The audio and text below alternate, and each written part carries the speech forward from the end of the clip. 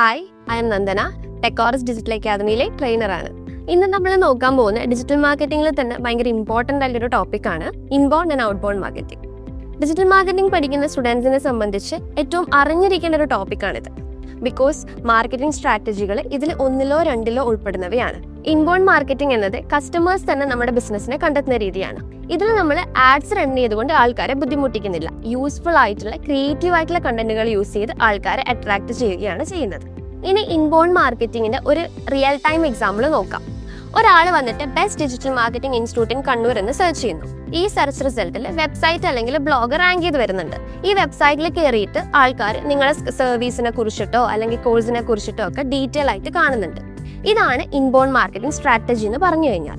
Inbound മാർക്കറ്റിംഗിന്റെ മറ്റ് മെത്തേഡുകളാണ് SEO, blog article, social media content, YouTube videos, email news letter ഇവയൊക്കെ.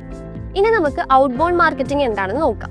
Outbound marketing എന്ന് വെച്ച് കഴിഞ്ഞാൽ ബിസിനസ് കസ്റ്റമേഴ്സിനെ അങ്ങോട്ട് പോയിട്ട് റീച്ച് ചെയ്യുന്ന ഒരു രീതിയാണ്. ഇവിടെ നമ്മൾ ആഡ്സ് അല്ലെങ്കിൽ പ്രൊമോഷൻസ് വഴിയാണ് കസ്റ്റമേഴ്സിനെ റീച്ച് ചെയ്യുന്നത്. ഔട്ട്ബൗണ്ട് മാർക്കറ്റിംഗിന്റെ റിയൽ ടൈം എക്സാമ്പിൾ പറയാനാണെങ്കിൽ നമ്മൾ യൂട്യൂബ് വീഡിയോസ് കാണുമ്പോൾ വരുന്ന സ്പോൺസേർഡ് ആഡുകൾ, ഫേസ്ബുക്ക്, ഇൻസ്റ്റഗ്രാം ഇതിലൊക്കെ വരുന്ന സ്പോൺസേർഡ് ആഡുകൾ, പിന്നെ കോൾഡ് കോൾസ് ഇവയൊക്കെ നമ്മുടെ ഔട്ട്ബൗണ്ട് മാർക്കറ്റിംഗ് സ്ട്രാറ്റജീൻ്റെ അണ്ടറിൽ വരുന്നതാണ്.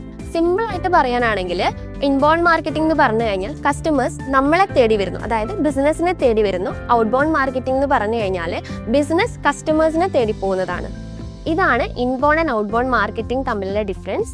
ഈ വീഡിയോ നിങ്ങൾക്ക് യൂസ്ഫുൾ ആയി തോന്നുകയാണെങ്കിൽ ലൈക്ക് ചെയ്യുക, ഷെയർ ചെയ്യുക. നിങ്ങൾക്ക് ഇതുപോലെ എന്തെങ്കിലും ഡൗട്ട്സ് ഉണ്ടെങ്കിൽ ആ ടോപ്പിക്ക് കമന്റ് ചെയ്യാം. നെക്സ്റ്റ് വീഡിയോയിൽ നമ്മൾ എന്തായാലും അത് ഉൾപ്പെടുത്തുന്നതായിരിക്കും. അപ്പോൾ ഇതേപോലെയുള്ള മോർ ടിപ്സിന് വേണ്ടിയിട്ട് നമ്മുടെ ചാനൽ സബ്സ്ക്രൈബ് ചെയ്യുക.